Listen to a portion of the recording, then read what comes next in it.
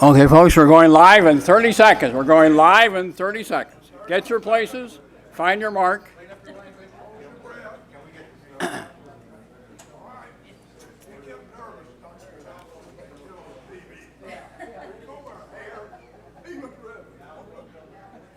Ready? Okay. Well, let me welcome everybody here, everybody who's present, everybody in the World Wide Web who's maybe watching. I'm Barry Klein. I'm the president of the Houston Property Rights Association. We're here at one of our weekly meetings. We do this about 40 times a year. We talk about local issues, normally, but not always. And I think we're probably one of the most active and perhaps successful local groups in the Houston area. And I know we have some new people here. I especially am glad to have you present. I hope you come back in the future. Now, this organization was founded in 1992 when the city of Houston was getting ready to bring in zoning, but there was no plan to let the voters decide this issue, even though in two previous occasions, in 1948 and 1962, the voters were allowed to weigh in, and of course, in each of those cases, they rejected zoning. But this time, there was no plan. So what we came up with was the idea of amending the charter to require an election, and that would have overturned any existing zoning ordinance that would have been on the ballot at that time. So we kicked that off in November, Election Day, November 1992, and by some point in the spring, it was pretty obvious that we were going to succeed. And that meant that the man on City Council, Jim Greenwood, had a problem because those who went to the polls to vote on our charter amendment had to do something counterintuitively. They had to vote no because they wanted to reject, they would have to reject this amendment that would have overturned the zoning ordinance. So he actually decided to put the issue on the ballot. He asked council, it was his project. Of course, they all trade votes. He got the votes he needed. So we ended up with an election on the zoning law in November 1993. And we, of course, as those of you may remember, we defeated it 53-47. However, we did not drop our petition drive. We turned our signatures in. Those actually were approved. We ended up actually voting 2 months later in January 1994 to amend the charter, and that was also successful. It was almost an 80-20 split in our favor. And so now Houston has this very high level of protection against citywide zoning because we amended that charter in 1993. Soon after that, I was approached by people in the city of Alvin, Texas, and also Rosenberg, and they were also being threatened by people who wanted to bring in zoning. And so they asked, what did you do? What can we do in our cities? And what they ended up doing was precisely what we did. They did a petition drive that led to an election that amended their charters to require an election in the city of Alvin and the city of Rosenberg. In each case, those have proved to be effective bulwarks against zoning in those two cities. Now, as many of you know, I've been very busy lately going into Fort Bend County doing a petition drive with a few helpers in the city of Richmond, which is right next door to Rosenberg. They're actually called sister cities. 2008, the city of Rosenberg finally got around to holding an election on zoning because they were obliged to, because their charter had been amended back in the 90s, and the voters turned it down. Now there's a plan to bring zoning into Richmond without any public vote, so I'm doing what I can to get the signatures necessary to get the issue on the ballot in that city. At this point, I have more than enough. We need 250 valid signatures. I have somewhere over 300, but I'm not sure they're all valid, so we have to do validation. I'm continuing to get signatures. I'm going back down today. I'll go back down tomorrow and on Sunday, maybe even Monday, to get additional signatures. And I'm working with some people locally who are now engaged in the project. They'll also be trying to get signatures. Some have already done so for us, actually for themselves, because it's their property rights which will be protected by this charter amendment. So that's something about our history and what's going on today in terms of one of the current projects on the Houston Property Rights Association agenda. And at this point, I'd like to walk you through the handouts I've given you today because they're relevant to politics, activism, and the zoning issue. One of these items deals with events taking place in Buffalo, New York. Now, over the years, since New York City adopted the first zoning code in 1916, first citywide comprehensive zoning code, there have been many cities that have found themselves burdened with their zoning codes, which they change and patch and rewrite to the point where it gets too long, too difficult to live with. They say we have to get away from this and get to something simpler, easy to work with. And that's what's happening in Buffalo. In Buffalo, they have an ordinance, and this article will tell you, that is 1,800 pages long. And they can't live with it any longer, and so they want to shrink it down to something more manageable, like a 300-page ordinance. And so that's what's taking place here. They're doing a complete revamp of the zoning in Buffalo, New York. They're throwing out the style that they're using, which is Euclidean zoning. They're going to replace it with one of the new styles of zoning called form-based zoning. And so we'll see how that works out for them.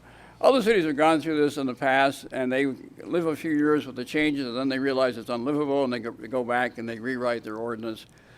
Los Angeles is also going through a complete revamp of their zoning ordinance. I think we'll see something that allows for more mixed use, getting away from standard Euclidean zoning, which tries to separate out land uses into residential and commercial and industrial. So there's at least 2 cities, but also Philadelphia is going through this. Many cities have gone, New York City has gone through some serious overhauls, going back to a famous one in 1961.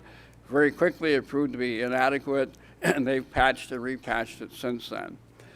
So that's the story of zoning, but most people are not aware of that. They assume that zoning solves all future potential land use conflicts, and that's what mature, responsible cities do. Houston, of course, is the largest city in the country without citywide zoning. The second largest city is right next door, Pasadena.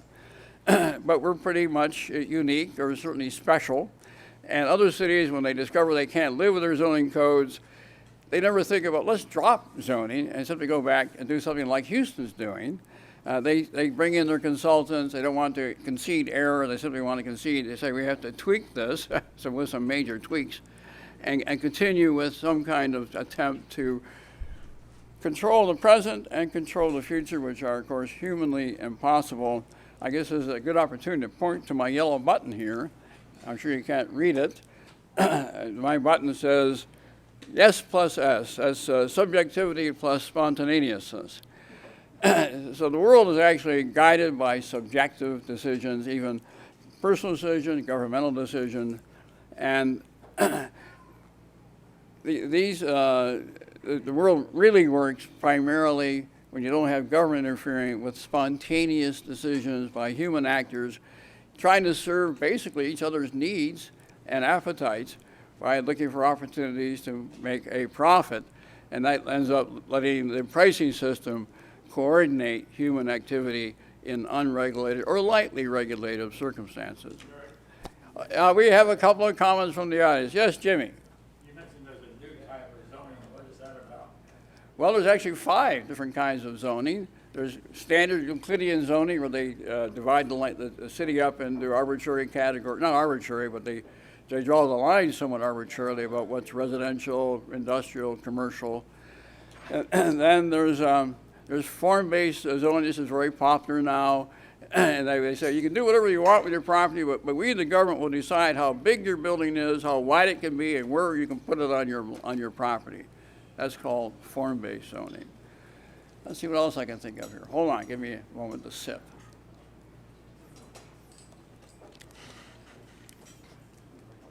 Gosh, I can't think of the others. Well, one is called hybrid, and that tries to do a mixture of Euclidean and form-based, and along for more mixed use. They try and reflect the reality, what really occurs in cities which have zoning. They write amendments, they reinterpret keywords, they will develop what they call overlapping zones that they put on top of the existing zoning, but to say in this 200-acre area will have special relaxed rules in place. And this is what occurs in many cities where business people have influence. They want to have more control over their part of town, and they're typically deferred to in those circumstances. Jimmy. There's an editorial in today's Chronicle saying that about tourists that they're taking too much money away from the control of our elected officials. You know, I saw that. I'm going to read it later. I'm really pleased with the Chronicle because lately they've been critical of City Council from giving away tax dollars to developers and business interests who clearly don't need it. And now they're getting rather blunt about the problems with TIRZA, tax incremental reinvestment zones. That's where powerful interests go to City Council and say, we want to be able to keep all the increments and revenue that we generate here in this piece of Houston, and we want to get that money back into our hands so we can spend it in ways that enhance our property values. So the money is withheld, or actually probably goes into the city's hands and then is sent back to these boards that run the TIRZAs. So the city is denied that money would normally go into the general treasury for ordinary city purposes. Former Mayor White recognized problems with the TIRZA. He didn't have the political courage to make all the changes.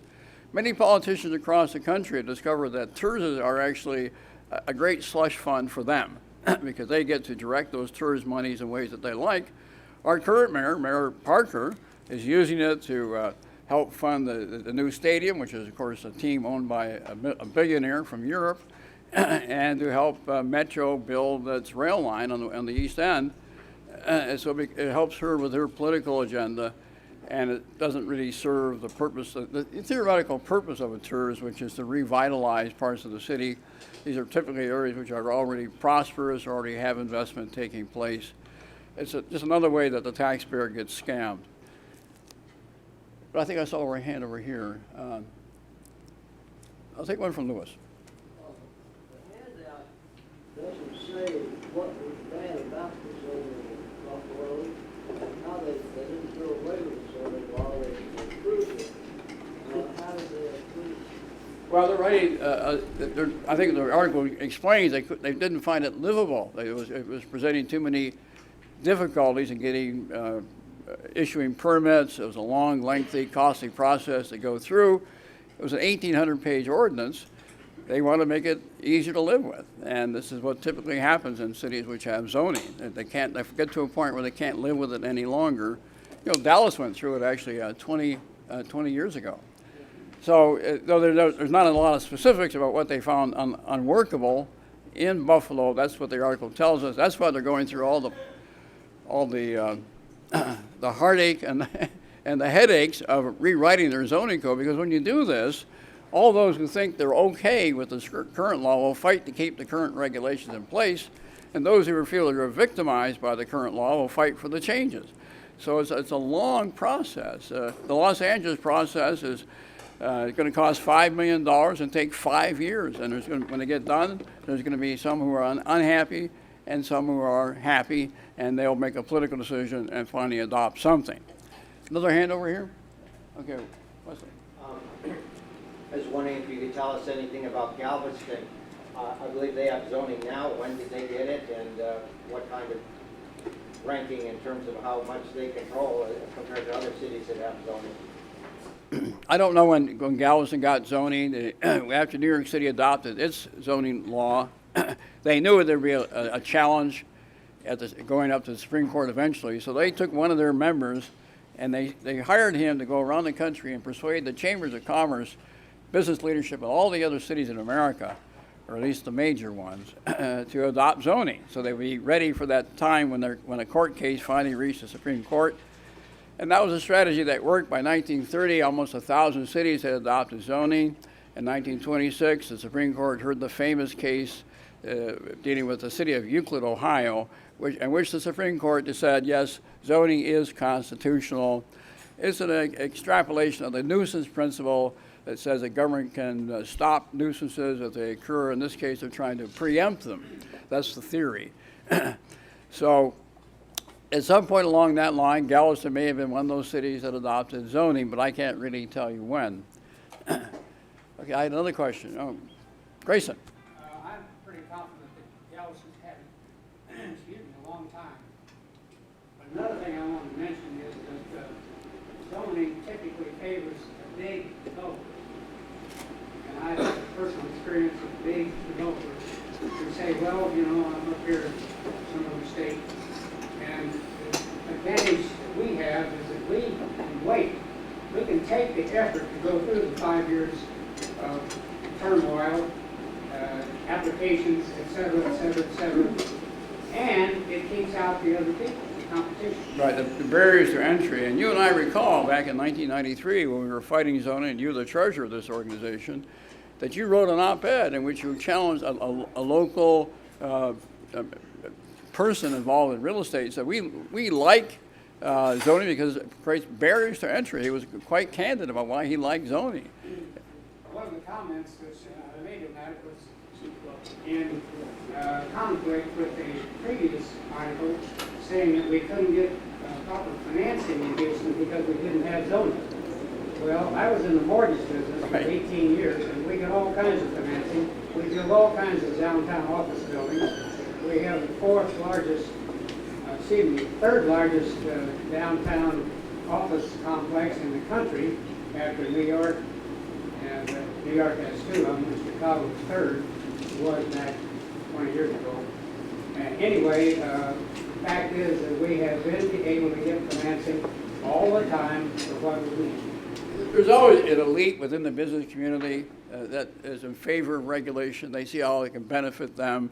There may also be some kind of a social pressure thing among their peers to go along with these kinds of things. The ordinary person is a victim of all this process. And some people like to control other people.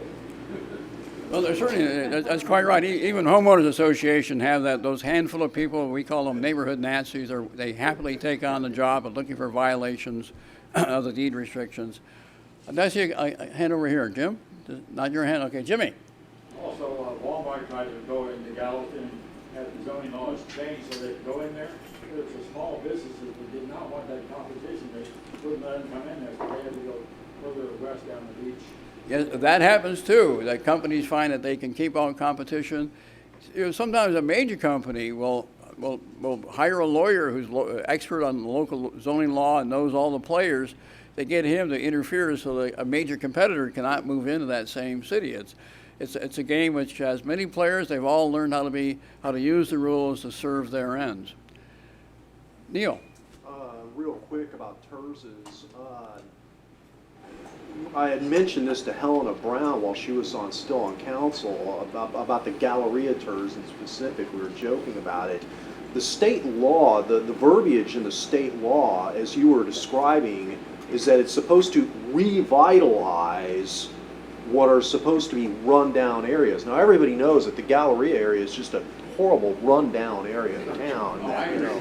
So, but the other thing is that a very quick update about the BRT line. There was a meeting on Monday that with Andy Icken, the chief development officer of the city, and about 250 people showed up.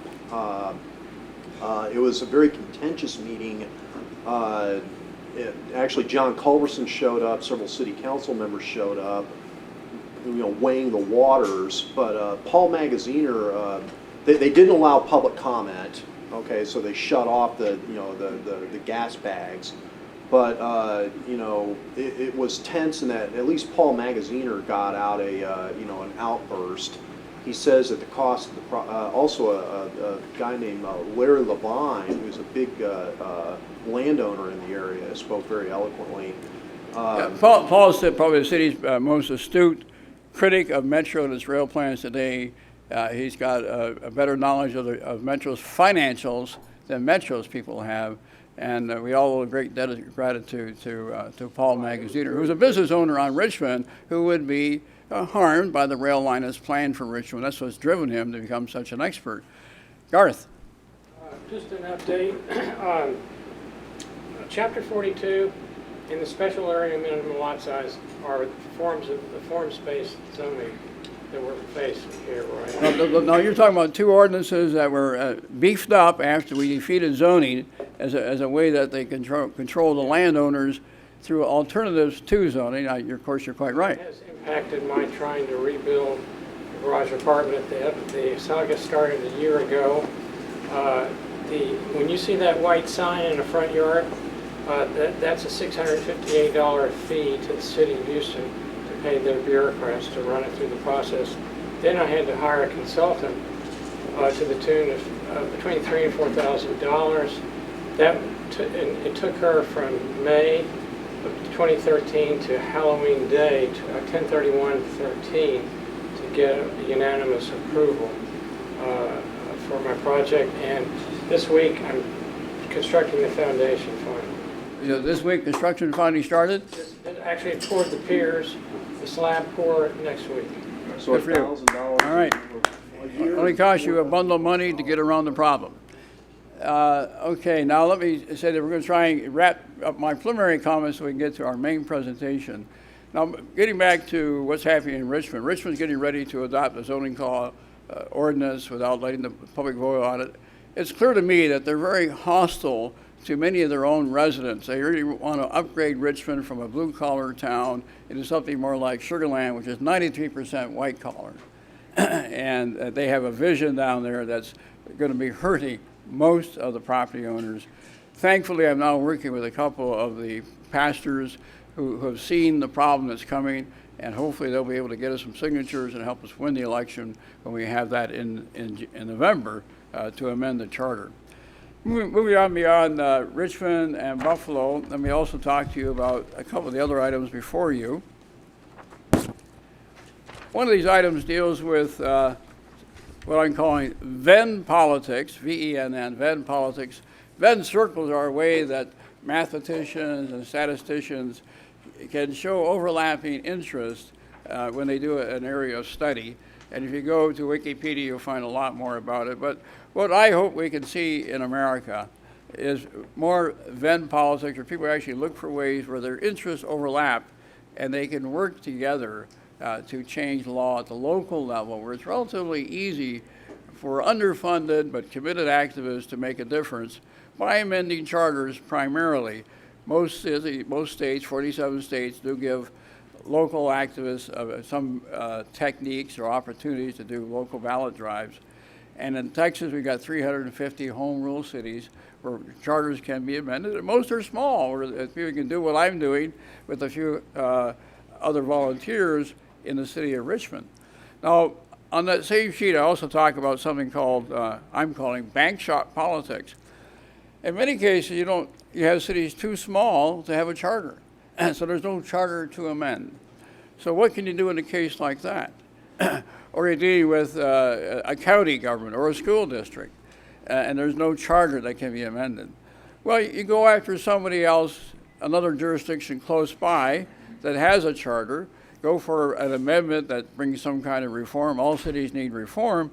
And by doing that, you're actually showing the local powers that be that you have a sting that can make a difference for some of them. And as you're getting these signatures, you're also getting email addresses and phone numbers from the voters.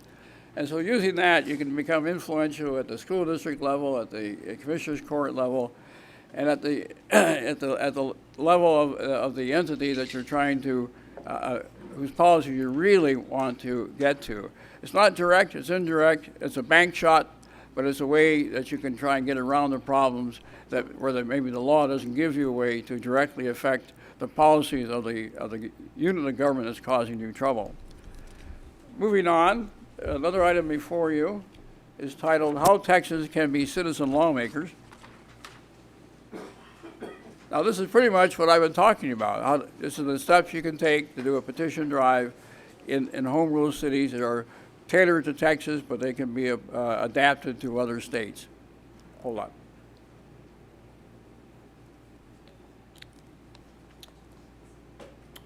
Okay. And then lastly, and quite relevant to our topic today, this is an excellent book review I found in National Review in 2010 about Saul Alinsky. Now, Saul Alinsky is the bête noire of the American right because they feel that our current president is a disciple of Saul Alinsky because for a time when Barack Obama first settled in Chicago, he worked for an agency that was kind of an offshoot of a Saul Alinsky School of Political Action. and he taught for a while these techniques before he went to law school and moved on to become a senator and then president. But in fact, Saul Alinsky was not a Marxist or a communist. He was not a person who was trying to direct things from the Washington level or change the whole country in that fashion. He was a local activist from Chicago going back to 1939, working with the immigrants who were living in a very depressed area behind the yards where they had the animals that were being slaughtered. Of course, at that time, Chicago was the country's national slaughterhouse. So this, I thought, was a very useful explanation of what Saul Alinsky really is like. And it turns out he didn't have any love for big government. He didn't have any love for big labor. He didn't have any love for the new left of the late 60s, early 70s.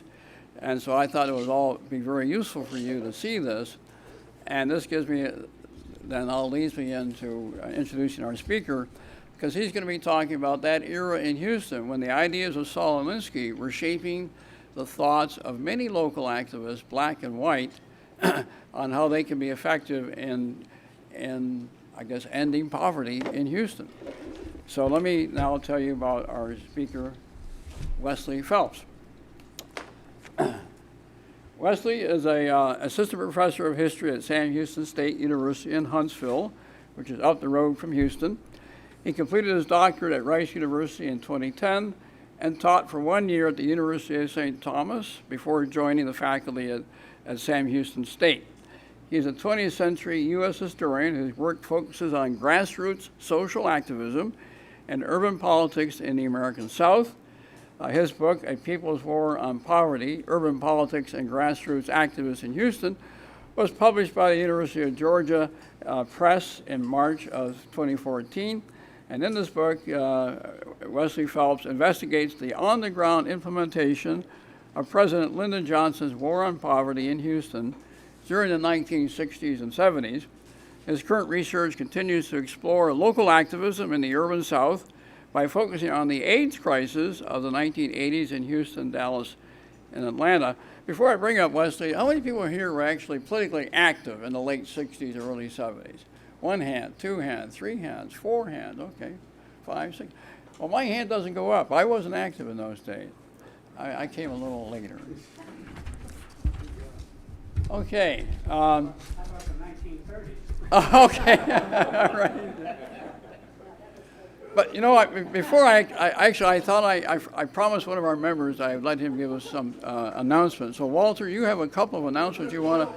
I know you put a coat on. Why don't you come up here close? Come up here to the microphone, where you can get on camera and sound good. Now Walter is a semi-retired lawyer, a man with opinions. Not voluntarily retired, but anyway, no, a couple of announcements. Dr. Lewis, daily. Tomorrow at 10:30 at his house. He's got the humanists and other malcontents over there. He does a great job. Jimmy Dunn, our crime liberal friend, is going to speak on capital punishment. See Lewis afterwards. You gave me permission to make that announcement, didn't you, Lewis? It's a great gathering on Saturdays and Sundays at the end of the month. Tomorrow. I'll lead a discussion about the death penalty. Everybody can express their opinion. Bringing their facts. Oh, yeah, they have a lively discussion. Another thing I wanted to say is that Jimmy is going, and Karen and I and some others, Gail and I, are involved in theater. And if you're interested in going to the Festival of Originals, right around the corner at Theater Southwest, Sunday at 3. You're going? We've already seen it, so just see me. Will you tell them, Jimmy? It's 5 original 20-minute plays. Every year this theater puts it on. They have about 600 entries this year, and they chose the 5 and best. They get directors and actors and put them on at the theater Southwest, right up the Fondren on the south of West on Clark West Street. So there's a matinee Sunday at 3.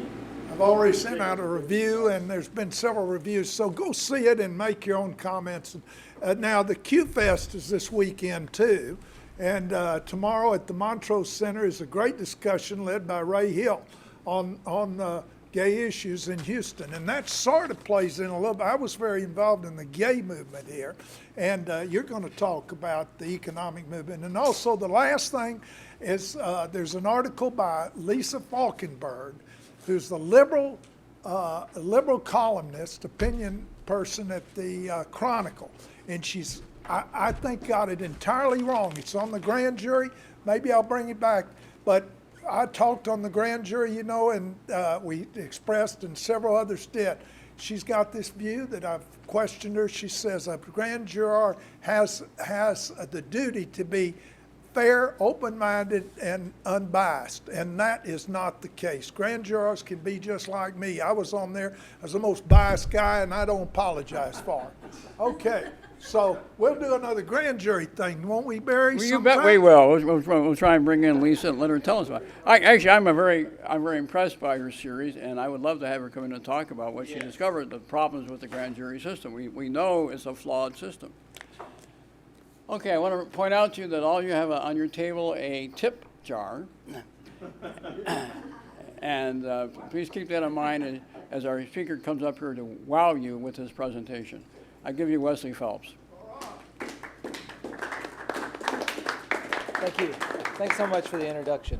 Yeah, the Ray Hill event sounds great. Ray Hill was a gay activist in Houston when there were no gay activists in Houston. So this sounds fantastic. It's sort of a local legend. I wanted to thank Barry Klein for asking me to do this, to speak to you today. I'm really happy to be here to talk about this topic, and I also like to thank Walter Boyd for passing my name along to Barry. Walter has come to a couple of my talks up at Sam Houston State and heckled me a couple of times. So thank you for passing my name along. I'm really excited to talk about my book, A People's War on Poverty, which Barry just mentioned, which was just published this past March. And in the book, I investigate the on-the-ground implementation of President Lyndon Johnson's War on Poverty during the late 1960s and early 1970s. We know quite a bit from historians about the national program and the legislation that went into creating it and all of that, but what we still don't know a lot about, and this is changing, but what we still don't know a lot about is how these programs were actually implemented on the ground, how local activists actually took these federal programs and turned them into something in local communities. And so that's what I try to do with my book, is talk about this federal program as it was implemented on the ground in Houston. And as many of you know, this year marks the 50th anniversary of Congress passing the Economic Opportunity Act of 1964, which officially launched what President Johnson referred to as an unconditional war on poverty. So what I want to do today for about 20 minutes here is offer a brief glimpse into what this federal program actually meant for the city of Houston during these years. So I want to start with an anecdote here that really caught my attention early in the research process. On the morning of September 6th, 1966, a group of about 20 low-income residents and a handful of community organizers who were affiliated with the city's local War on Poverty agency walked into a Houston City Council meeting and demanded that city officials begin paying attention to the plight of their neighborhood. Now, these residents came from an area of northeast Houston known as Settegast, a low-income African-American neighborhood where housing conditions were among the worst in the city. Community organizers affiliated with the federal War on Poverty had begun working in Settegast in early 1966 and had discovered a number of problems resulting from long-term neglect by city officials and a general lack of municipal services in the area. By the summer of 1966, community organizers and Settegast residents had decided to put some direct pressure on the mayor and other city officials to make improvements in their neighborhood. On that particular day in September, they had come to demand sanitary drinking water and a working sewage system. Through their own extensive research, War on Poverty workers had discovered open sewage ditches prevalent throughout Settegast, which contributed to an estimated rat population 3 times larger than the human population in the neighborhood. The drinking water in Settegast was even more appalling. Nearly 70% of residents received their water from shallow wells that were often contaminated from septic tanks and sewage backups from outhouses. War on Poverty officials believed that the extraordinarily high rate of kidney and bladder disease among Settegast residents was directly related to the contaminated water they drank on a daily basis. So armed with this information, Settegast residents and War on Poverty community organizers demanded that Mayor Louis Welch and other city officials take immediate action to extend municipal water and sanitation services to their neighborhood. The strategy worked. Faced with this delicate political issue and clearly not wanting to appear to deny Houston residents sanitary drinking water, Mayor Welch and city council members immediately drew up a plan to extend city water services to the area, and municipal workers arrived in Settegast the very next day to begin the project. This event produced such a surprising victory that a local newspaper reporter covering the story summed it up this way: "The dawn of a quiet revolution may have broken over Houston when the Settegast group arrived at City Hall to begin receiving a redress of grievances that were a long time coming." So in addition to the more well-known components of President Johnson's War on Poverty, such as the Head Start preschool program and the Job Corps training centers, this confrontation over water and sanitation services in Settegast was also typical of how local activists and poor residents implemented the War on Poverty all over the country. And my book is part of a recent outpouring of grassroots studies of the War on Poverty that focus on how local activists actually implemented the national program in communities across the nation. Like other studies have shown, I argue that the War on Poverty did not operate in a vacuum. Rather, it was profoundly shaped by a diverse group of local actors that included public officials, local elites, grassroots anti-poverty activists, program administrators, federal volunteers, civil rights activists, and of course, poor people themselves. Yet I wanted to push beyond simply telling a national story with a local twist. As I discovered in Houston, and particularly as episodes like the conflict over sanitary water in Settegast show, the War on Poverty often ignited open confrontations between activists, the poor, and political and social elites. At the very heart of the narrative of the War on Poverty in Houston, I found a story about democracy. My book shows that the fluid interaction between federal policies and grassroots activists created a significant site of conflict over the meaning of American democracy that historians have largely overlooked. Grassroots activists in Houston, if only for a short period of time, were able to use the War on Poverty to advance an agenda of social change that included empowering the city's poor and helping them engage in confrontations with local elites. And in so doing, they contested mainstream definitions of democracy. These confrontations revealed a fundamental disagreement over what democracy meant, how far it should extend, and who should benefit from it.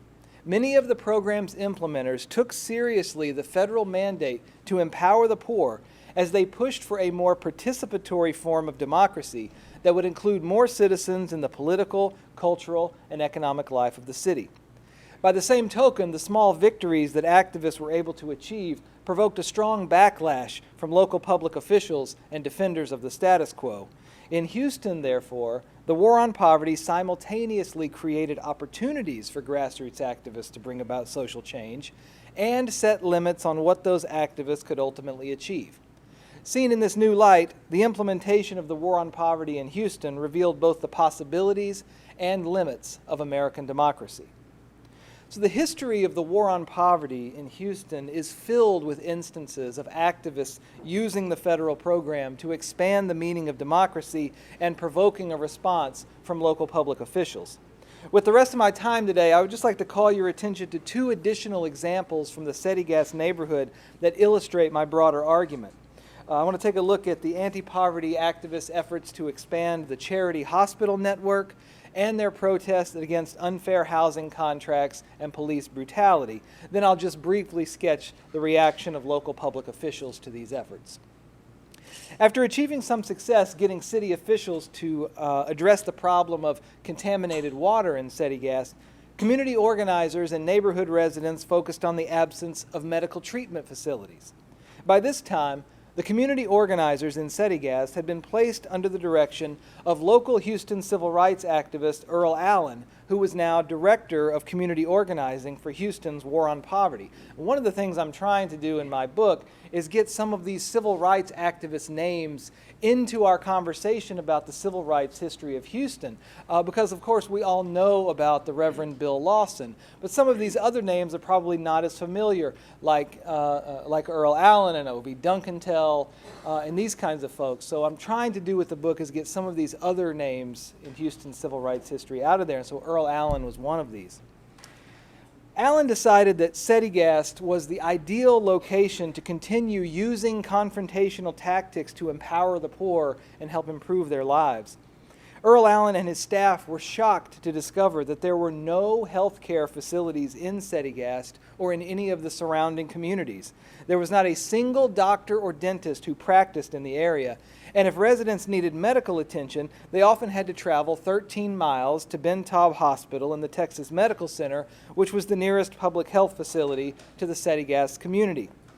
Many residents lacked the means of transporting themselves or family members to the hospital and simply received no medical attention when they were sick or injured. As organizers and residents began putting pressure on the Harris County Hospital District to build and maintain a permanent branch of the public hospital system in Settegast, district officials responded slowly but generally favorably to the idea.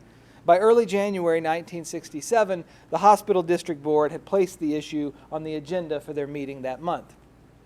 During this Hospital District Board meeting to vote on the proposed Settegast Clinic, community organizers and neighborhood residents marched downtown to demand that board members approve the plan.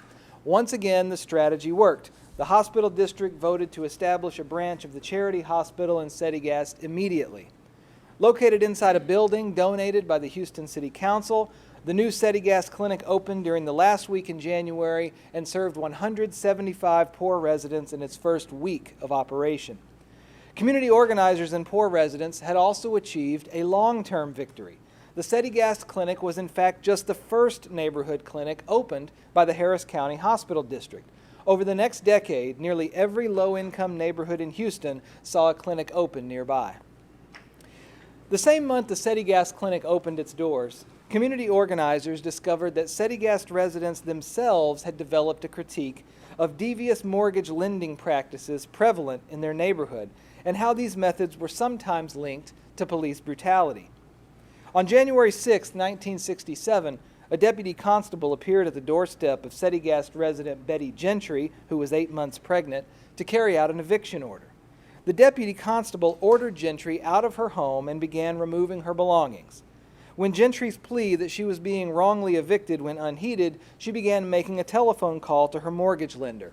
At that point, the confrontation turned physical. When I was on the phone, Gentry recalled, one of the men pushed me. I hit him with the phone to defend myself. He then threw me by the hair into the bedroom and handcuffed me and threw me across the bed. After the eviction, the deputy constable arrested her and charged her with aggravated assault. A few hours later, as news of this altercation spread throughout the neighborhood, several hundred angry Settegast residents showed up at Gentry's home and staged a spontaneous protest that lasted until the early morning hours the next day. According to Earl Allen, the treatment of Betty Gentry illustrated two of the most glaring inequalities poor people faced in Houston. The first was police brutality. The second was a devious mortgage lending practice known as a contract for deed arrangement. Mortgage lenders in Settegast had devised a plan, common in poor neighborhoods across the country, whereby a prospective home buyer was allowed to make installment payments each month toward a down payment, after which the homeowner could receive a regular mortgage loan. Although this practice seemed to enable poor people to buy homes when they couldn't otherwise afford to make a full down payment, Allen's staff found that many of these contracts contained exorbitant hidden fees and finance charges that trapped poor buyers in a deepening cycle of debt. Ultimately, many ended up losing their homes and all of the money they had already paid. Well, more than 2,000 Settegast residents, including Earl Allen and his staff, met at a local Baptist church the evening following the incident at Gentry's home. They signed a petition calling for the immediate dismissal of the deputy constable who had mistreated Gentry and vowed to protest until their demand was answered. Allen later explained that in his view, quote, eviction wasn't the real issue. The real issues are lack of adequate housing, which permits profiteers to insist on unfair terms, and the intimidation of the poor by police. But the people are concerned because a pregnant woman was roughed up. We had to help them to do something right then. Once mobilized, they can get at other issues. Well, Allen and his community organizing staff vowed to help residents stage demonstrations outside city and county offices until they forced public officials to respond to their concerns. Approximately 80 Settegast residents boarded buses a few days after the Gentry incident and headed into downtown Houston. Though the protest did not result in the dismissal of the deputy constable, it did force a response from city and county officials. Precinct 1 Constable W.H. Rankin, the deputy constable's immediate supervisor, told the protesters that Gentry was, quote, agitated during the eviction proceedings, and at some point during the scuffle, she struck the deputy constable. We can't allow our men to be beaten and abused, argued Rankin. We only serve the papers after the court has decided on the eviction. The constable, in fact, had raised an important point.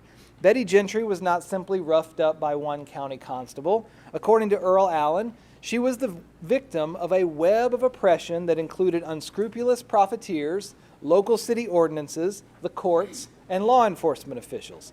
Protesting the treatment of Gentry was simply a way to confront the structural and institutional obstacles facing Settegast residents and to demand a voice in how municipal officials carried out policies that impacted their lives directly.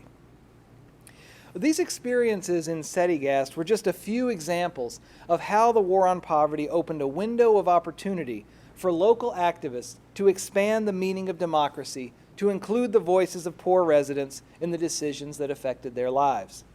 And as you might expect, Houston's public officials viewed these attempts to expand democracy as unsettling, to say the least, and their response indicated just how seriously they interpreted this threat to their power. Beginning in February 1967, Mayor Louis Welch, Police Chief Herman Short, and a recently elected United States Congressman from Houston named George Bush launched a concerted assault on this effort to use the War on Poverty to empower the poor in the city. The three public officials attacked the local War on Poverty's voter registration drives in Houston, tried to link anti-poverty volunteers with the riot that occurred on the campus of Texas Southern University in May 1967, riot of course in quotation marks, and repeatedly demanded that federal program administrators get control of their workers in Houston. At the same time, by 1967, a more cautious mood had overtaken federal War on Poverty officials in Washington, and this had a tremendous effect on local implementation. I can talk in more detail about the specific actions that Houston's public officials took during the Q&A, but my point here is that the mayor and others took these challenges to their authority very seriously, and their response revealed a fundamental disagreement about the meaning of democracy. So what was the result of this conflict over democracy? Was there an expansion of democracy for Houston's poor residents? Well, as its implementation in Houston reveals, there certainly were opportunities to expand the meaning of democracy using the War on Poverty. The federal anti-poverty program opened up a space, what theorists Harry Boyd and Sarah Evans have termed a free space, to challenge mainstream definitions of democracy. Together with civil rights legislation, for a few years, the federal government placed its power and authority behind the idea of broadening democracy, and a significant number of grassroots activists capitalized on these opportunities to change the status quo. Yet once activists and poor Houston residents began achieving a few victories, local public officials organized to preserve a more limited interpretation of democracy. In the end, it was this more limited vision that prevailed over the more participatory form of democracy advocated for by local activists. Specifically, the type of democracy that survived would have a place for racial minorities, women, and the poor to take part in the system of representative democracy through voting and office holding, But these groups would not be permitted to participate directly in the decision-making processes that affected their daily lives. And of course, this significant limitation applied especially to those living in poverty, as gains made in enlarging the number of Americans who could take part in electoral politics primarily benefited the middle class. More important, this episode in Houston's recent history reveals several important lessons about the nature of American democracy and how ordinary citizens engage in the democratic process. First, the political conflicts in Houston during these years show that democracy is inherently unstable. It is constantly being renegotiated and redefined. Second, this episode reveals that democracy does not inevitably expand. There is no progressive march toward perfect democracy. Rather, any expansion of democracy requires conflict and struggle. Finally, democracy and power are inextricably intertwined and must be understood together. There can be no broadening of democracy without an exercise and display of power. The experiences of local activists in Houston as they struggled to use the war on poverty to expand the meaning of democracy illustrate these 3 points. Grassroots activists in Houston, armed with a mandate from the federal government, challenged mainstream definitions of democracy, and at least for a short period of time, broadened the scope of local democracy in the city and empowered poor residents to take an active role in civic life. By demanding a voice in local decisions, community activists and poor Houston residents insisted on an active role for themselves in local politics. This fluid interaction between federal policies and grassroots activists made it possible to use the war on poverty to bring about social change in Houston and to make the concept of democracy meaningful in the lives of poor residents. And these efforts did indeed leave behind an important legacy in Houston. The extension of water and sanitation services to remote low-income neighborhoods like Settigast began a process of equalizing municipal amenities across the entire city. The opening of the Settigast Clinic was only the first establishment of a public health care facility in one of Houston's poor neighborhoods. Today, the Harris County Hospital District operates 3 hospitals, 15 community health clinics, 9 school-based facilities, a dialysis center, and several mobile health clinics. The Gulf Coast Community Services Association continues to operate several programs in Houston's low-income neighborhoods, including housing assistance, a food pantry, a clothes closet, employment skills training, and the very popular Head Start preschool program. In conjunction with the civil rights movements in the city, the voter registration drives initiated by war on poverty activists changed the face of electoral politics in Houston. While it is clear that a previous generation of historians overlooked many of these lasting consequences of President Johnson's anti-poverty efforts, the question of whether the war on poverty actually expanded democracy and empowered the poor in the long term is a more complicated matter and much more difficult to answer definitively. Although there were many grassroots activists and poor residents who attempted to use the war on poverty to expand democracy, a more significant long-term consequence of these endeavors was the effort to maintain a more limited interpretation of democracy. In Houston, the successes activists were able to achieve provoked a strong backlash from pillars of local power, and this counterattack was ultimately fatal for the building of a strong social movement capable of continuing the march toward a fuller interpretation of democracy. Houston's experience with the war on poverty also reveals a broader insight into the nature of American politics. The face of democracy in America certainly looked different after the upheavals of the 1960s. As many historians have shown, federal legislation passed in response to various civil rights and women's movements has resulted in a more inclusive political arena where there is now a remarkable amount of voting and office holding among women and racial minorities. Yet while the realm of politics has become more accessible since the 1960s, the broader definition of democracy, including what democracy actually means in the lives of most Americans, remains for the most part unchanged. More American citizens have been brought into the mainstream political process, but the process itself emerged from the 1960s relatively unaltered. As the backlash against the war on poverty shows, the idea of participatory democracy, where all citizens, however poor, would participate directly in the decision-making processes that affected their daily lives, went down in defeat. It is the limited interpretation of democracy, the one favored by most elites in Houston and across the nation, that ultimately prevailed and persists to the current day. And in the Q&A, I'd be happy to talk in more depth about these more recent efforts to limit the scope of democracy, such as voter ID laws, redistricting plans, the Citizens United and McCutcheon Supreme Court decisions. But I'll conclude my talk today by making an argument for the value of using history as a tool for understanding the complex world in which we live. I think the history of the war on poverty, particularly in Houston, tells us quite a bit about how democracy works on the ground. Democracy itself is inherently unstable, open to interpretation, and inextricably tied to power. As a result, it is constantly being redefined, renegotiated, and reimagined. Any expansion of democracy requires struggle, conflict, and even crisis.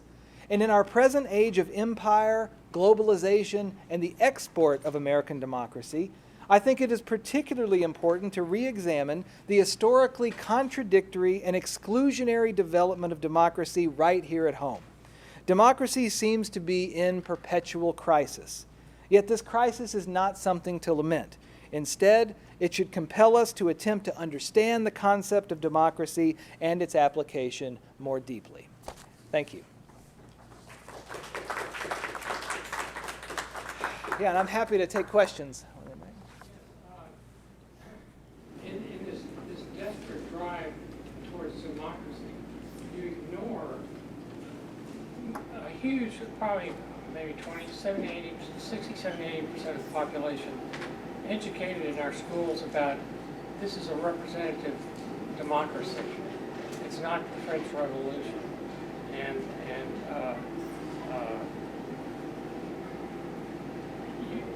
This quest for a dogmatic, across-the-board democracy where the mobs rule, you're not going to get anywhere because America, it's not in the American tradition.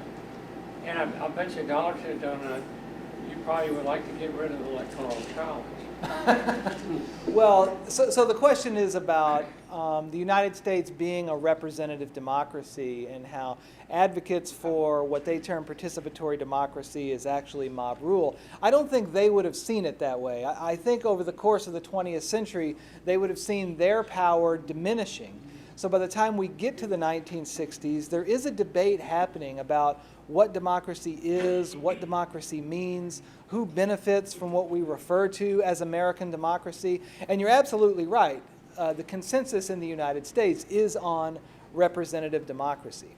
But there is this segment of the population, and they become especially vocal in the 1960s, who are calling for a participatory democracy. That is, where everyone gets to participate in the actual decision-making processes that affect their lives. And of course, they look back to Rousseau and and also more modern political theorists like Carol Pateman, to argue that representative democracy is actually not democracy at all because you're giving up your governing power to a representative. Now, my personal opinion on this is neither here nor there. I mean, I'm a historian, so I'm not arguing in favor of participatory democracy over representative democracy, but what I do see in the 1960s is an important debate about what democracy means. But did not the Schenectady neighborhoods not have the representation on city council that they do now? We have a lot of minority representation, and that's the way it should be. And it wasn't, perhaps it didn't exist then, right? I don't know. It's true. The representation was not the same before the late 1960s as it is now, right? You had at-large elections that left out neighborhoods like Settegast, right? So there was no minority representation on the city council until the late 1960s. So you're right. Representative democracy itself also changes in this period. I think in those days, the council members were all elected at large.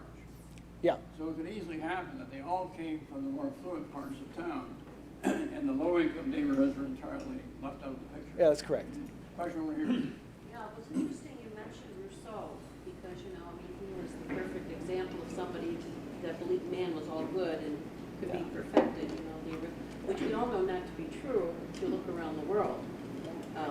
There's all those weaknesses and faults in the individual.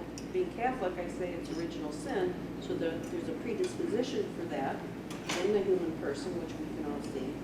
So, but it's very useful if you're trying to use that to get to a very, you know, a Cuban kind of society, or use that, you know, socialism would say that, communism would say that, we don't need government in its ideology. So it's a useful tool, really not very realistic. But it was interesting you said that, because Yeah, well, the comment is about this not being sort of unrealistic, because in hearkening back to Rousseau, there is this kind of core belief that man is good, right? And if you simply, right, and there is this kind of idea that man is marching toward ultimate perfection. I mean, it's sort of the progressive dream, right? I think you're right in some sense, and I think there are some war on poverty activists in Houston who believe that.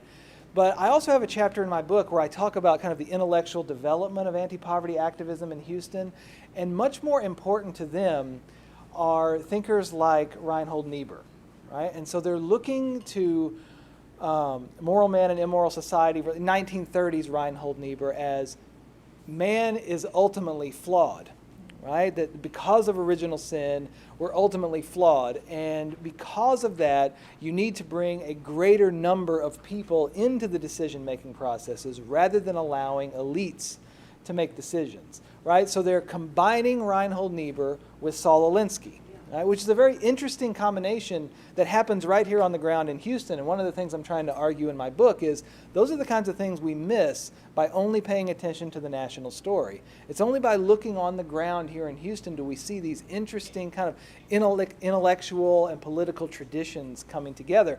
A couple of things you might not think would fit so well together. Yes, sir. In your comments, you mentioned a lot of activism and various improvements that were needed in various ways, but I heard nothing addressed either locally or nationally as to the war on poverty itself in terms of the elimination or the reduction of poverty. Yeah, so the question is, why aren't we talking about whether or not the war on poverty actually reduced or eliminated poverty?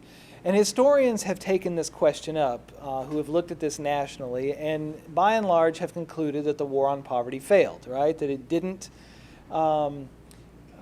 certainly did not eliminate poverty. And not only that, but my advisor at Rice University, Alan Matisow, has argued that it didn't even reduce poverty because they were using a fixed income level to measure poverty. So if you make, if you're a family of four making less than this amount per year, then you're in poverty, and once you get over that, you're out of poverty. But what he argues is with economic growth during the 1960s, a lot of people did rise out of that fixed poverty level. But modern poverty is about how much more everyone else has compared to the poor, right? Modern poverty can't be measured in these fixed lines. So when we think about that, it didn't even really reduce poverty because it didn't reduce income inequality. My book sort of starts by accepting that argument. I sort of accept that the war on poverty didn't eliminate poverty and didn't really measurably reduce poverty. And what I wanted to find out is, well, what did it do? Right? What did it accomplish? Did it accomplish anything? And what I ultimately argue is that it attempted to redistribute political power. And in some cases, we can see where it actually succeeded in doing that. But as far as eliminating poverty, certainly not. Did any of the activities reduce poverty or even try to directly address poverty at the local level? It depends on how you measure, it depends on how you define what poverty is and how you measure the reduction of poverty. So national planners would say programs like the Head Start preschool program, for example. Right? This is an anti-poverty program because you're taking kids from poor neighborhoods who don't have the same kind of privileged backgrounds that non-impoverished students do, and you're giving them a head start, right? By providing them with a preschool education. By the time they get into the first grade, into public schools, they're actually closer to being on par with the students who don't come from a poverty background, and that in the long run, these educational opportunities create better employment opportunities and help to lift people out of poverty, what national planners refer to as breaking the cycle of poverty, right? And I think that the community action program, which is basically what I'm talking about in this book, the community organizing comes from the community action program. I think they saw it in a similar way, that if you empowered some of these communities to take more control over their lives, that there would be kind of a community uplift involved in that. Now, how do you measure that in economic terms? You can't, right? It's difficult to measure those kinds of things. I would take issue with your assertion that the war on poverty didn't eliminate poverty, because in fact it created a new class of grievance-mongering entrepreneurs and social service bureaucrats who would otherwise not have had middle class or upper middle class income, like Jesse Jackson, like Al Sharpton, like every welfare bureaucrat and caseworker. These people achieved a middle class or higher income because of the war on poverty. And at the same time, the war on poverty increased inequality because it undermined the structures for creating wealth, especially the family. And so a lot of people, probably more than the ones who went up, went down because the core of education and work is the family. And by undermining the family, especially in the inner city, the war on poverty made a lot of people worse off. So I think if anything, the war on poverty made some people better off, the entrepreneurs, the social service bureaucrats, Jesse Jackson, grievance mongers, and it made the majority of the people targeted worse off, so it increased income inequality. Well, I think one thing that we have to do is separate out what we would normally refer to as welfare, the aid to families with dependent children, right? Because I think that's what you're referring to when you say that it undermined families, right? Because it paid benefits if there was no male in the picture. Right. But I think that's different. It certainly was not part of the war on poverty umbrella, and it was certainly not part of Lyndon Johnson's vision for what the war on poverty could do. However flawed that vision was, his vision was something exactly like you're describing, giving people a way for them to help themselves out of poverty, which is what he wanted the program to be. Now, some historians have even argued that what he really wanted was an updated New Deal, right? He had this image of hardy young men swinging pickaxes and lifting themselves by their bootstraps out of poverty. So the New Deal didn't work. Hans Morgenthau said that in 1939. Yeah, the New Deal did not lift America up. It was the war came, and then after the war. Yeah, I'm not here to debate that.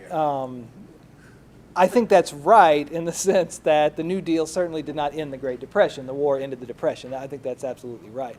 But I think there is some separation that needs to be made between what we think of now as welfare and what Lyndon Johnson thought the war on poverty could do, and certainly what local activists thought the war on poverty could actually do.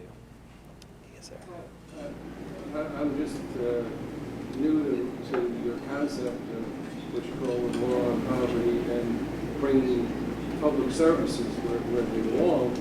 I find that unique because you see, I'm Yankee, and what they did up there was when groups gripe, they just condemned the neighborhood. You ask Billy Joel, that's how he ended up in the suburbs. So that's how they handled the war on poverty. You don't like where you're living, well, we'll just demolish it, put a freeway through or something like that. And you're talking about what I would consider a success story.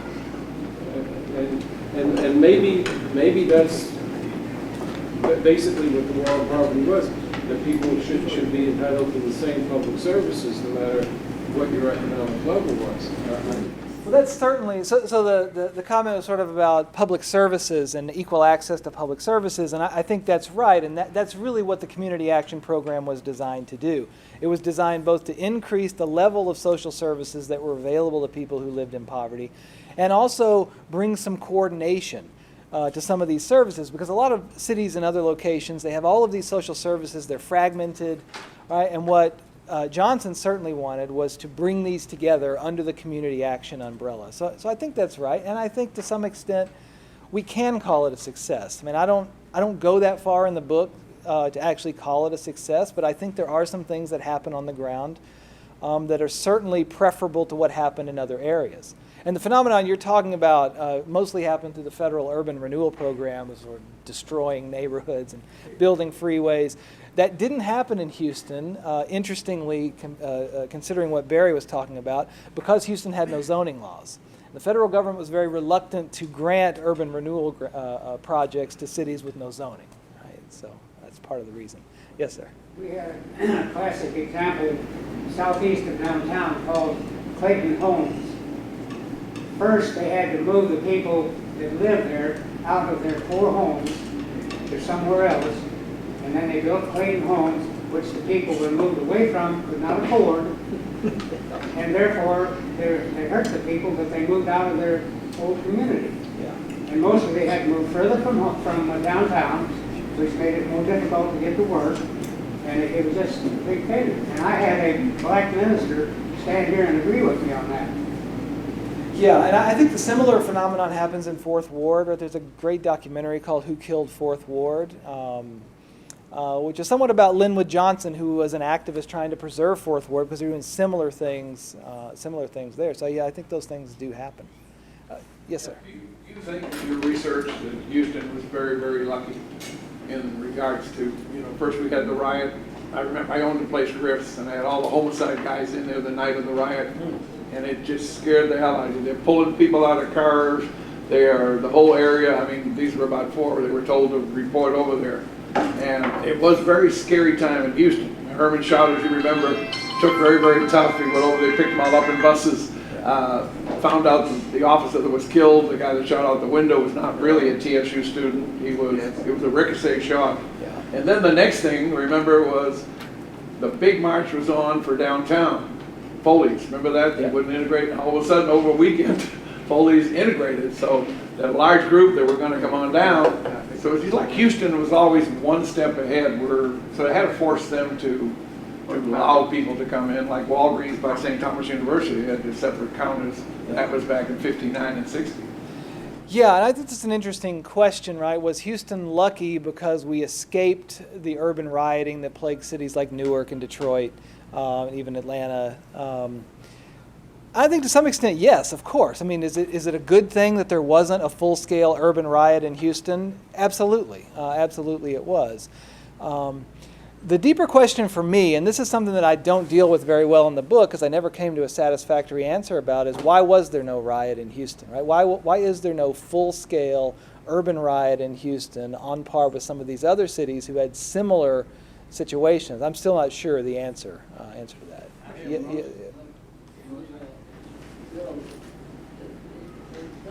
Past president CSU speak to our group, or I heard it somewhere else.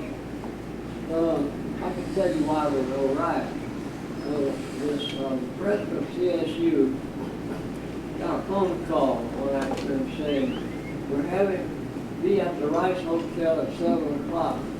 He went to the Rice Hotel. Of course, he went to the black entrance, took the black elevator up to this room, and he went into a room where all the power brokers in Houston were there.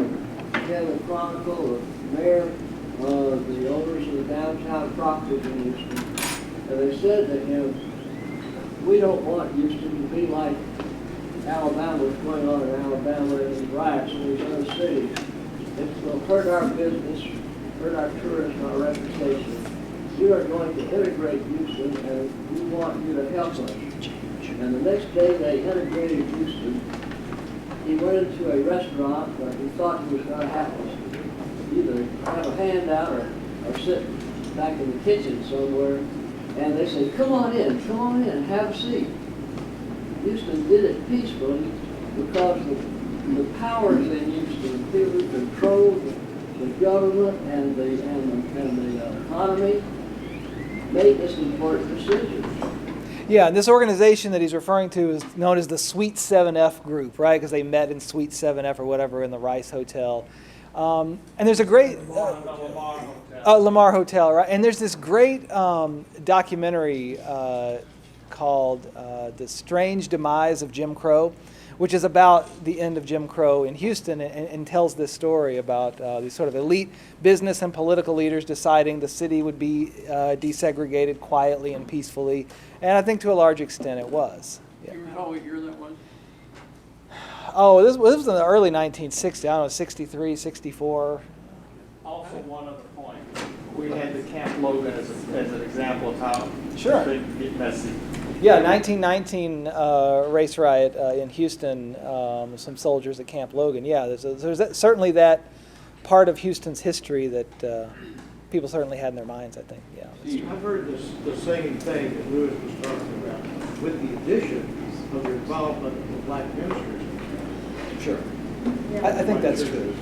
Yeah. Alan? I wonder if you'd comment on the evolution of participatory democracy. You talked about it in a positive way, but it seems to me that something I've observed over many years of going to meetings and hearings, whether it's Metro or some of these special districts now, is that they've developed a process for dealing with it, and essentially it's theater. They put on a show, they have a hearing, they take input, but the reality is they've decided everything. 8 weeks earlier. And it's simply a show to give the impression that we have a participatory democracy. You mean a show put on by the activists or by people in power? It's put on by the government entities as their process. They've ossified the process of participatory democracy by setting up the hearings, setting up the participation, but it's not real participation. I think that is a danger in participatory democracy. And you're right, today I wasn't that critical of the idea of it, but I think that is the danger. I mean, there's always the danger of not only this phenomenon you're describing, but also of co-optation, which happened frequently by the 1970s, of leaders who espoused participatory democracy being co-opted by those in power. So I think that is the danger. I mean, I think that is a danger in participatory democracy. I don't think it's fatal. But I do think, participatory democracy is messy. Right? It is a lot messier than I think what most Americans are comfortable with. I'd like to talk about a messy moment in democracy in America in 2008 when Obama won the presidency. I guess it was during the primary in Texas when they had the precinct conventions at the night of the primary, Democratic primary. And all those locales where they had anything taking place were overwhelmed with people who wanted to take part for the first time in their lives in a precinct convention. And they had more problems later on when they had a senatorial district convention. If you get more people than usual participating, the system can't work. You got too many people participating, the whole thing collapses. In this theory of participatory democracy, is that really accounted for, the fact that the rooms can't handle all the people that might want to take part if they actually are trying to embrace the idea of participatory democracy? Yeah, I'm going to sound like an idealist when I say this, but I wonder if maybe we can imagine a better system that can withstand the participation of citizens. I mean, I wonder if we can imagine that. One that might be lawful, unlike Metro. Yeah. Ronnie? Having lived through the period that you're talking about, having gone to the University of Houston from the fall of '65 to the fall of '68, what you found was that you had a lot of low-income, including myself, go to U of H. And out of the 19,000 students, 17,500 had parking permits, meaning probably most of those 17,500 had a job to get through U of H. I had a job to get through U of H. But also, you didn't have the professors expressing their particular point of view. I learned my free market economics, including Milton Friedman, from a communist at U of H. She ultimately attempted to rob a liquor store with her students, and she spent time in a penitentiary. She was an actual card-carrying, die-in-the-wool communist, right? And I have absolute proof of it. And yet, when I was in her class, you could never tell she was a communist. She was giving the leftist side of the thing, and she was giving the free market side of the thing. And this was an absolute die-in-the-wool communist.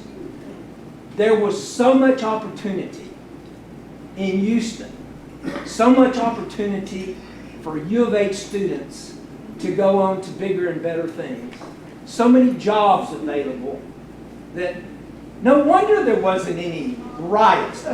They could never get anybody to protest against the Vietnam War at U of H. They didn't have time to protest against the war in Vietnam. Yeah, it's an interesting I point. want to just comment on about Obama. That's how he took Texas. It wasn't that I was there in the Montrose area when the Obama people, the big thing, when the Obama people were organized, they beat the Hillary people in these precinct conventions, and that's how they got their delegates to take Texas in the primary. But let me, one more thing. But I got to ask you, where is your book, and did you bring some for sale? You know, I just thought about that a couple of days ago. I thought I really should bring some books, and I apologize. We were ready to buy 10 of them here. But I've got to ask you now, because you didn't get into what you did at Sam Houston, so I won't go into that with you, about the voter ID and all that stuff. But I want to ask you, is he piggybacking? You heard all this citizens, this petition drives. Is he participatory Democrat and doesn't even realize yes, it? absolutely. Well, brand himself. I was thrilled to hear this at the beginning of the meeting today, that you guys are engaging in participatory democracy. I think that's great. And we played a key role in keeping Houston one of the freest cities in the country, if not the world, by keeping zoning, citywide zoning of the city. And one more thing, would you introduce your guests here? Oh, yeah, sure. This is my wife, Devin, and our daughter, Jordan. They came with me. I want to take issue, Mr. Speaker, with one of your, I think you were pointing to a success of the activists, which was the expanded county health system. Now, we all are aware of the VA system going through terrible scandal, giving very poor service to their servicees. And it's imaginable to me that if Harris County wanted to provide health care to the poor, they could have done it with a voucher, like I think the VA should be doing, where they would go out to a private sector party with their voucher and get medical care, as opposed to having a new governmental institution set up with its own physical structures around.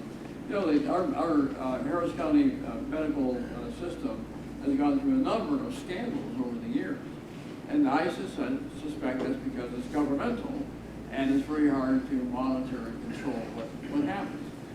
So I guess, could you respond to that? Could you imagine perhaps a better way for the poor to be provided with medical services by Harris County, or is this the best we can expect to see? Well, I think part of the problem in the 1960s and before that was actual access to facilities. So I think part of the reason they were demanding a clinic in their neighborhood was that they had a really difficult time getting to Ben Taub Hospital. So I think, if they had a voucher? well, so if they had a voucher, I'm trying to think, if you lived in Settegast, what hospital would you be able to go? Ben would have built a clinic if they had the voucher. You would have gone to St. Elizabeth's on Lyons Avenue. Exactly where you would have gone. I Okay. audited it in 1969. It was the Sisters of the Mother of Mary of the Mercy of God or whatever. They all were nuns, and they were Yeah. in the Fifth Ward, and they were ministering to the poor, and they got excellent care. And I also want to say my dad went through the VA hospital during the time I was in school, and he got the best care there was in the city of Houston for cancer.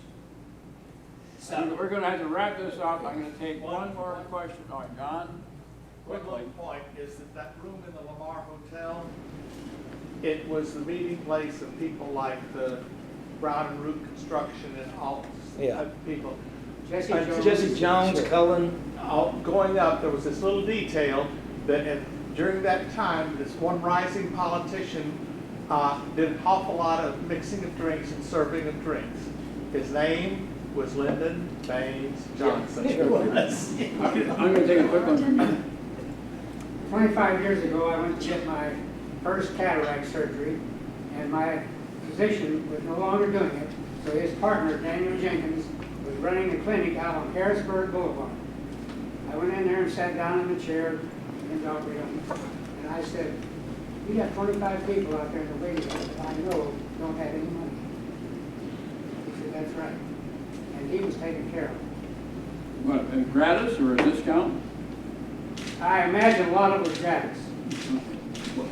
Oh, so I didn't ask him what he was getting. private He charity. still couldn't pay. By the manufacturer. We're gonna have to wrap it up. I got the signal from the camera. Thank you very much. Buzz. Yes, and thank you so much for having me. This is a great time. Sure thing. Yeah, thanks so Thank you much. very much. We'll see you again soon sometime. See you next Friday. Hey, Derek, this will be on the internet? Yeah, this is put out live, and it'll be played in the next. It was live.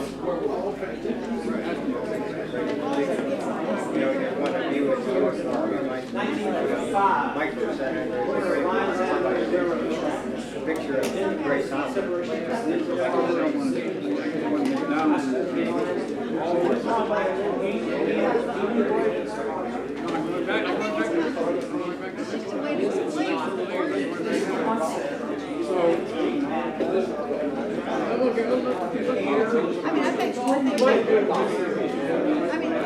Now, where can we see this? Public access channel. Channel 17 on Comcast. Okay, I live out in Missouri City, probably HMSTV.org. hmstv.org. HMS.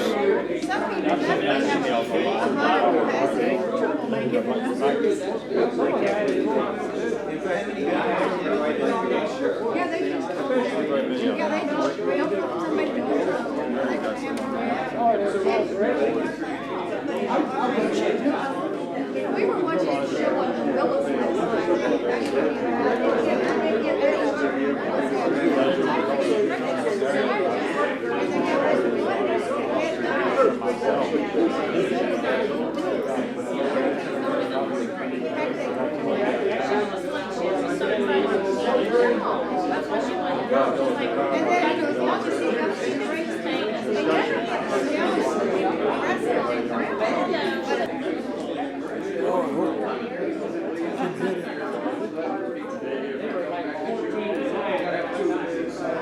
All right, okay, everybody out there, I want you to watch this program. This is the most dynamic thing, and Mark here, media source, whatever they call it now. I've been over there, haven't I?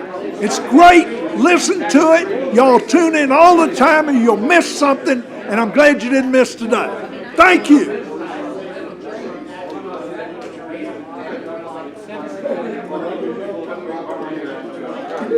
You're watching the Public Access Channel, a service of Houston Media Source. Today in Houston.